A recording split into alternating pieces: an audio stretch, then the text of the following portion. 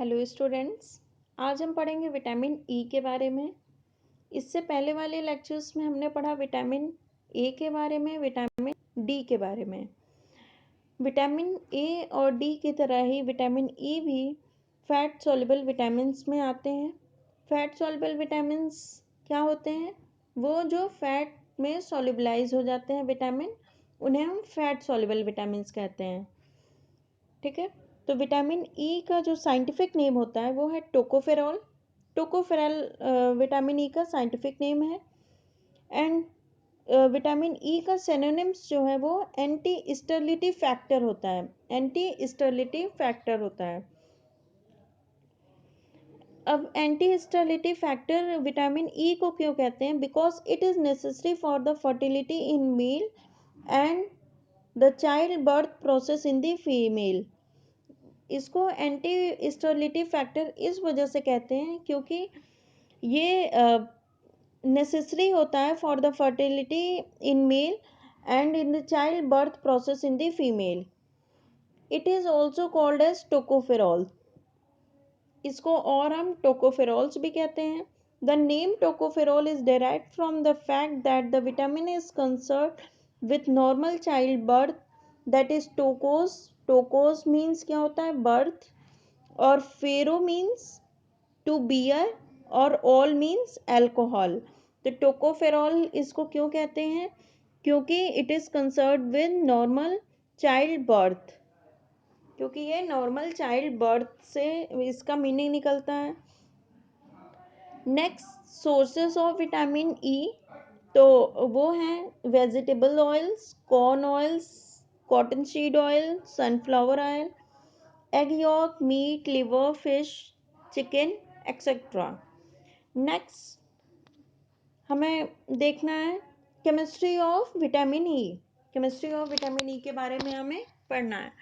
तो chemistry of vitamin E में क्या है कि vitamin E refers to a group of compounds known as tocopherols. अभी जैसा कि आपने पढ़ा कि विटामिन ई जो है वो एक ग्रुप ऑफ कंपाउंड्स को रिफर करते हैं जिन्हें हम क्या कहते हैं? टोकोफेरॉल्स। टोकोफेरॉल्स में टोको का मीन्स होता है child birth, phero means to bear या टू हैंडल करना, ओ एल का ऑल का मतलब होता है alcohol. Next, about 8 tocopherols have been identified: alpha, beta, gamma, sigma, etc. Among these, alpha tocopherol is the most active. इन 8 में से जो अल्फा टोकोफेरॉल है वो most active form of the tocopherol होते हैं। The tocopherols are derivatives of 6 hydroxy chromene ring. ये जो टोकोफेरॉल्स होते हैं वो 6 हाइड्रोक्सी क्रोमीन रिंग या टोकोल की डेरिवेटिव होते हैं विद आइसोप्रेनॉइड्स 3 यूनिट साइड चेन्स, और जिसमें क्या होता है? साइड चेन अटैच होती है। The antioxidant property is due to the hydroxyl group of chromene ring.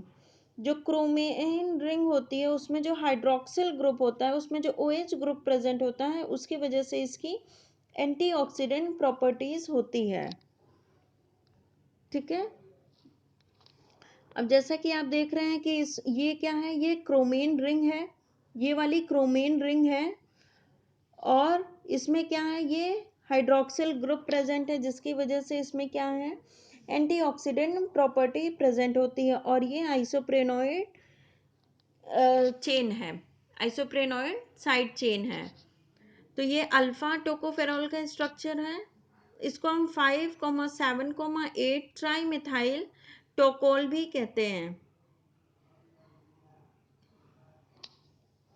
Next, physiological functions of vitamin A. Vitamin E की क्या क्या फिजियोलॉजिकल फंक्शंस होती हैं? ये मीन्स हमारी बॉडी के लिए क्या क्या बेनिफिट्स इसकी वजह से होते हैं, हमारी बॉडी को क्या क्या बेनिफिशियल एक्टिविटीज़ देखने को मिलती है हमारी बॉडी में विटामिन ई की वजह से।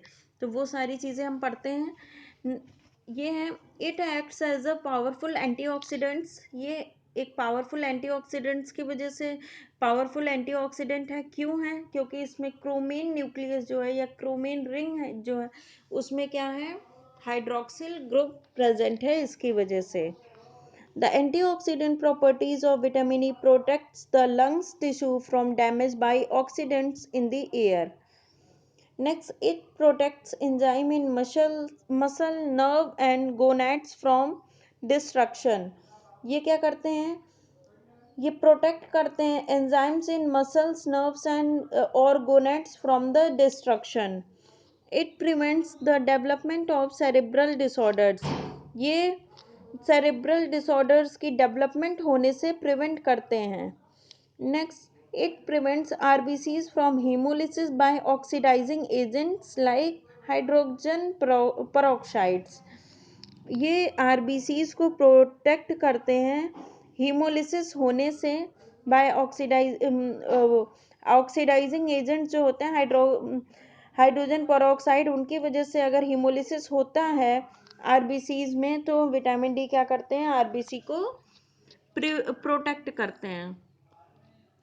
Next, it is closely associated with reproductive functions and prevents sterility. ये जो है इनका मेजर जो मेन काम जो होता है वो क्या होता है? रिप्रोडक्टिव फंक्शंस होते हैं और स्टर्लिटी को प्रिवेंट करना होता है, जिसकी वजह से ही इसका नाम एंटी स्टर्लिटी फैक्टर भी है.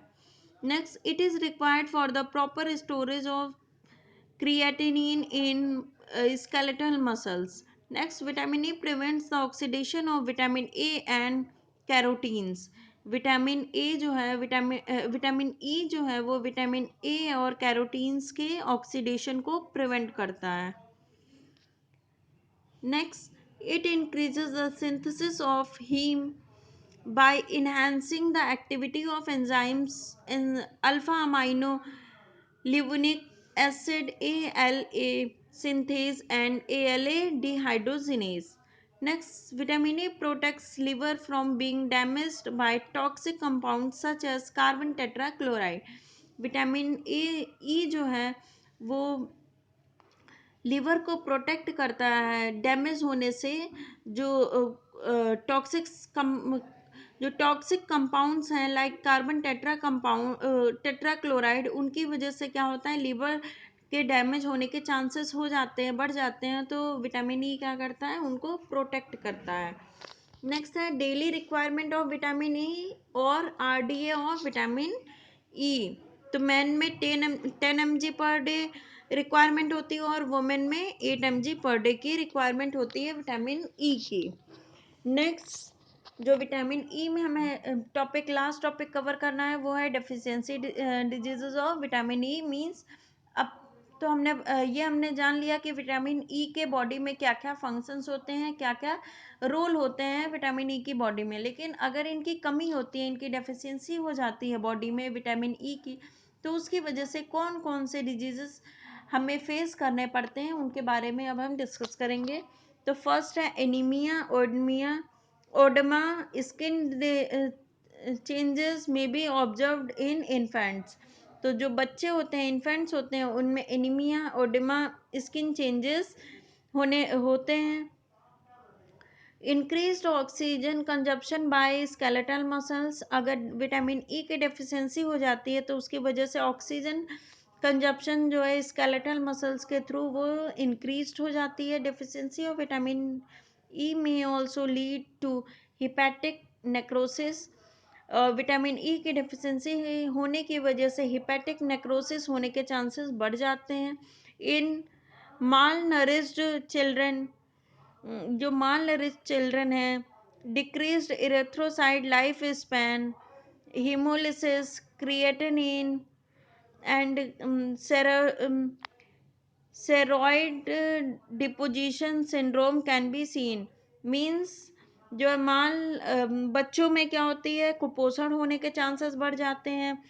और इरेथ्रोसाइट लाइफ स्पैन, जो इरेथ्रोसाइट्स की लाइफ स्पैन होती है वो भी घट जाती है, मतलब 120 डेज से और भी कम हो जाती है. हीमोलिसिस होने लगता है, ब्लड का ब्रेकडाउन होने लगता है. क्रिएटिनिन यूरिया होने लगती है, मीन्स यूरिया से क्रिएटिनिन का एक्सक्रीशन होने लगता है. एंड सेरॉइड डिपोजिशन सिंड्रोम होने के चांसेस बढ़ जाते हैं. Its deficiency may also cause neurologic disorders और विटामिन ई की डिफिशिएंसी होने की वजह से न्यूरोलॉजिक डिसऑर्डर्स भी होने लगते हैं. नेक्स्ट है एनीमिया में occur in pregnant and breast feeding women due to deficiency of vitamin E. Pregnant और जो लैक्टेटिंग वुमेन है उनमें एनीमिया होने के चांसेस बढ़ जाते हैं विटामिन ई की डेफिशिएंसी होने की वजह से. So class this is all about vitamin E. तो आज इस लेक्चर में हमने क्या पढ़ा, विटामिन ई के सिनोनिम क्या होता है, एंटी स्टेरिलिटी फैक्टर होता है, विटामिन ई का साइंटिफिक नेम क्या होता है, कैल्सीफेरॉल होता है, सॉरी टोकोफेरॉल्स होते हैं, और जो है सोर्सेस क्या है, केमिस्ट्री क्या है, फिजियोलॉजिकल फंक्शंस क्या है विटामिन ई की, डेली रिक्वायरमेंट ऑफ विटामिन ई, और जो है deficiency diseases of vitamin E. So thank you class.